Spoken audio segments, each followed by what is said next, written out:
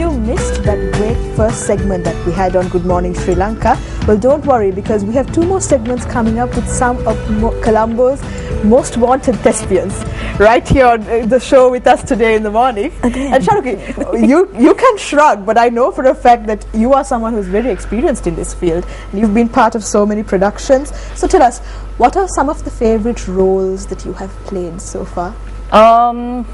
It's really difficult to say because every single role has been completely different to each. So each one has a charm of its own. So I think every role I play next becomes my favorite role.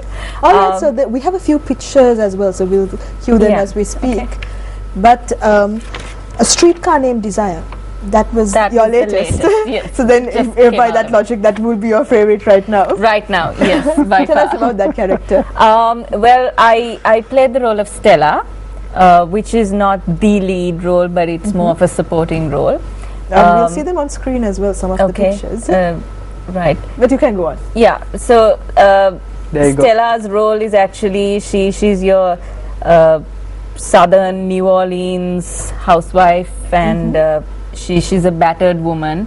She's in a very destructive and abusive relationship with a man that she is also incredibly and passionately attracted to. So it's kind of a catch-22 situation. She doesn't want to leave him. At the same time, she undergoes a lot of pain at his hands.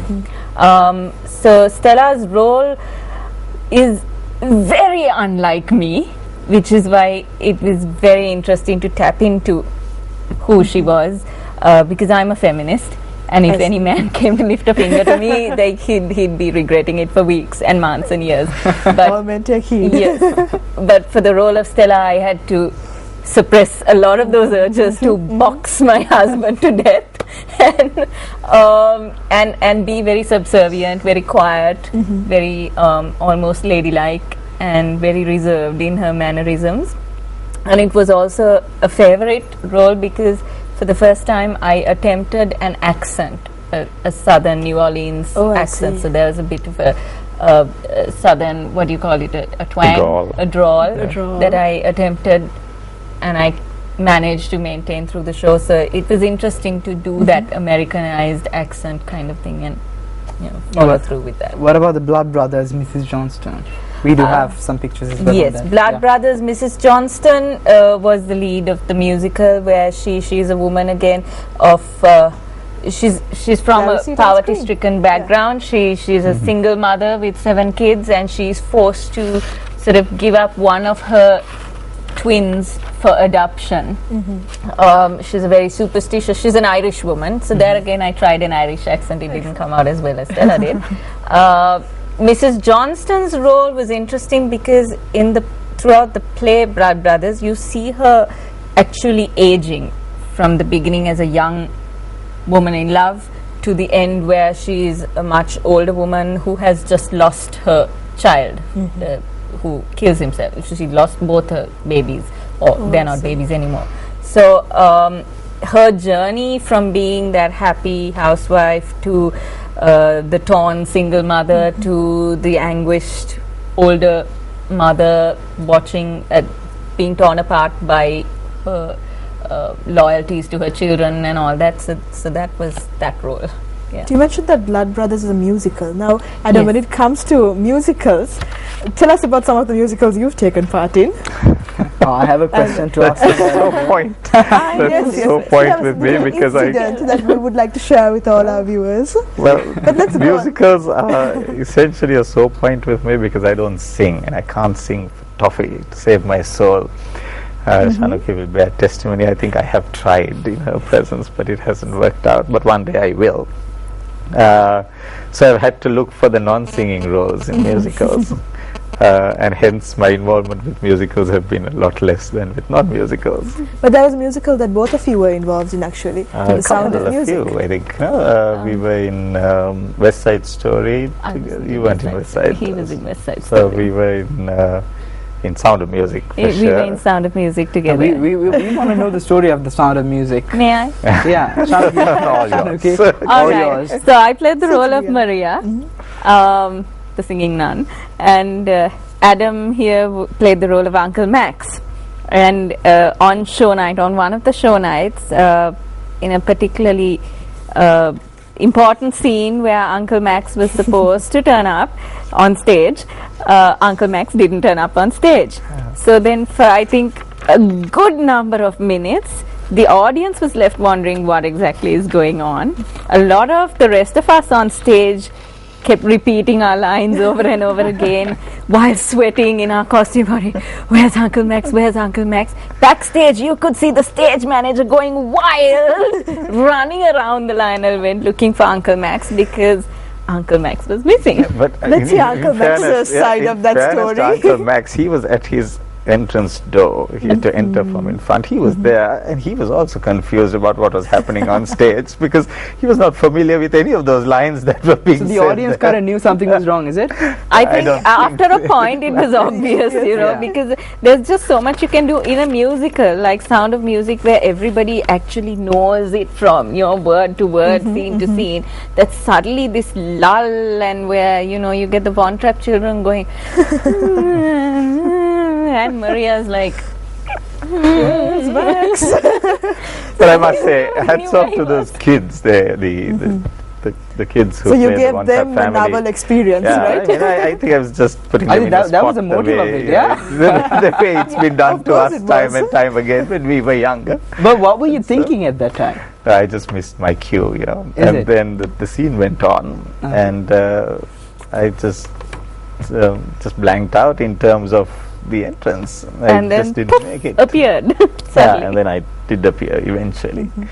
But now these are some of the experiences that you both have had on stage. But Oh yeah, that's some of the fun part of the theatre. Those are the ones that you Every really production remember. has You know? its own fair share of like bloomers. Ups fun and downs. moments and memories that you remember for the rest so of your life. especially when you're working with the workshop players, Yeah. tell us about what that's like. It's a not-for-profit organization. Yes, the Workshop And- Players is an amateur theatre group in Sri Lanka, and our main aim is we started off with the purpose of it's a very funny story. The Workshop Players, when they started off, it started off because there was a group of schoolboys who wanted to meet girls, and it was under the guise of a drama workshop that it started off. And then under Jerome's direction, they started putting on some pretty awesome performances, and over the last 21 years we've put on some amazing shows, I would say, because what we've specialized in is bringing Broadway musicals to Sri Lanka, and we've done a lot of big budget razzmatazz entertainment style. At the same time, one of the things about the Workshop Players is what Jerome does is he tries to involve everyone, and he tries to bring in new upcoming stars as well as people who never dreamt of being on a stage. He has this knack for taking them and molding them and turning them into stars. And we're like a fully fledged outfit where it is within the Workshop Players that we have our own lighting crews, our own sound crews, our backstage crews, the cast on stage. Everything is handled by the Workshop Players. So it's like this one big mad family that just keeps growing with every production, because we have new casts coming in every show we do.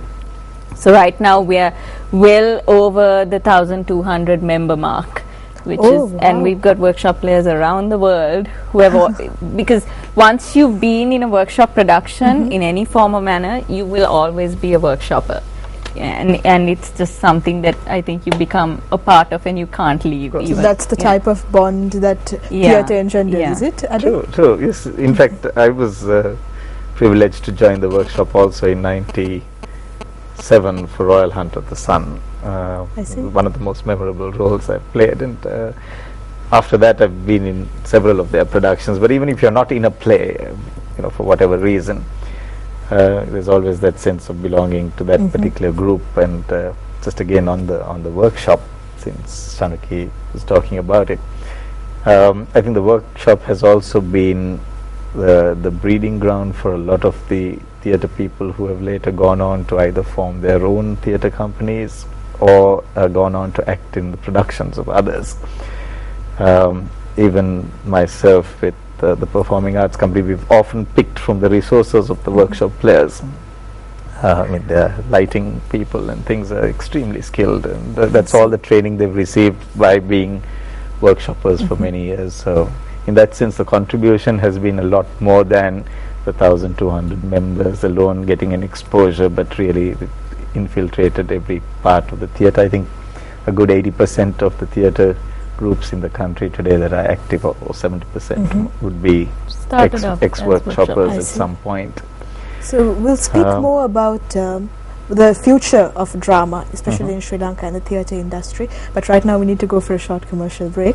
So we'll be back. But before I go, we have to remind you about our Facebook fan page, which we would all like you to join and tell us about what you think about our show. That's www.facebook.com/Good Morning Sri Lanka. And do remember to click the like button and show us how much you love our show. Please do.